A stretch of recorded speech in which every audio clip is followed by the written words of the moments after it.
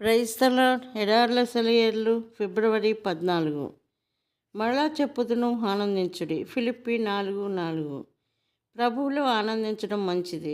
మీరు బహుశా ఈ ప్రయత్నం చేసి మొదటిసారి విఫలులయ్యారేమో, పర్వాలేదు. ఎలాంటి ఆనందమూ నీకు తెలియకపోయినా ప్రయత్నిస్తూనే ఉండండి. వాతావరణం అనుకూలంగా లేకపోయినా, ఆదరణ సౌఖ్యం లేకపోయినా ఆనందించండి. వాటన్నిటినీ ఆనందంగా ఎంచుకోండి. మీరు అనేకమైన శోధనల్లో పడేటప్పుడు అదంతా ఆనందంగా ఎంచుకోండి.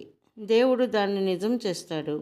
తన విజయ ధ్వజాన్ని, ఆనందాన్ని తీసుకుని నువ్వు పోరాటంలోకి చొచ్చుకుపోతుంటే దేవుడు వెనకే ఉండిపోయి నిన్ను శత్రువులు వెనక్కి తరిమి కొడుతూ ఉంటే, బందీగా పట్టుకుంటూ ఉంటే చూస్తూ ఉంటాడనుకుంటున్నావా?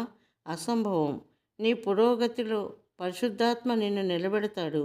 నీ హృదయాన్ని ఉత్సాహంతోనూ వందన సమర్పణతోనూ నింపుతాడు. నీలో పొంగే సంపూర్ణత వల్ల నీ హృదయం గాలిలో తేలిపోతున్నట్టు ఉంటుంది. అతి బలహీన విశ్వాసి స్తోత్ర సునాదంతో ఎదురైతే సైతాను తోక ముడిచి పరిగెడతాడు. ఆత్మపూర్ణులై ఉండుడి.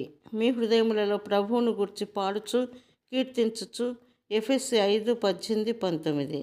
ఇక్కడ అపోస్తలుడు ఆధ్యాత్మిక జీవితానికి ప్రోత్సాహాన్నిచ్చే సాధనంగా కీర్తనలు పాడడాన్ని ఉదహరిస్తున్నాడు. శరీరరీతిగా గాక ఆత్మబలాన్ని, ప్రేరేపణను పొందమని హెచ్చరిస్తున్నాడు. శరీరాన్ని దృఢపరచుకోవడం వల్ల కాదు కానీ ఆత్మ ఉల్లసించడం వల్లనే బలాన్ని పుంజుకోమని హితవు చెప్తున్నాడు. పాడాలని అనిపించకపోయినా పాడుతూనే ఉండాలి. ఇలా చేస్తేనే మన సీసపు కాళ్ళు తేలికై మన అలసటే శక్తిగా మారి మనకి సత్తువ వస్తుంది. అయితే మధ్యరాత్రి వేళ పౌలును శీలయు దేవునికి ప్రార్థించుచు కీర్తనలు పాడుచు నుండిరి. ఖైదీలు వినుచుండిరి. అపోస్తల కార్యాలు 16:25. క్రీస్తు గుర్తుల్ని శరీరంలో కలిగి ఉండి దేవుడిని ఇలా మహిమపరుస్తున్న పౌలు క్రైస్తవులందరికీ ఎంత ఆదర్శ పురుషుడు. చావుకి అంగుళం దూరం వరకు అతనిని రాళ్లతో కొట్టినప్పటి గుర్తులు, 3 సార్లు తిన్న బెత్తపు దెబ్బల గుర్తులు, యూదులు కొట్టిన 195 కొరడా దెబ్బల గుర్తులు, ఫిలిప్పి జైలులో తిన్న దెబ్బల గుర్తులు, రక్తం కారినా వాటిని కడగడానికి ఎవరూ లేనప్పుడు పడిన చారికలు, ఇవన్నీ అతని శరీరం మీద ఉన్నాయి. ఆ స్థితిలో స్తోత్రాలు చెల్లించేలా అతనికి ఆనందం ఇచ్చిన కృప అతని అన్ని అవసరాలకి సరిపోయిన కృపే కదా.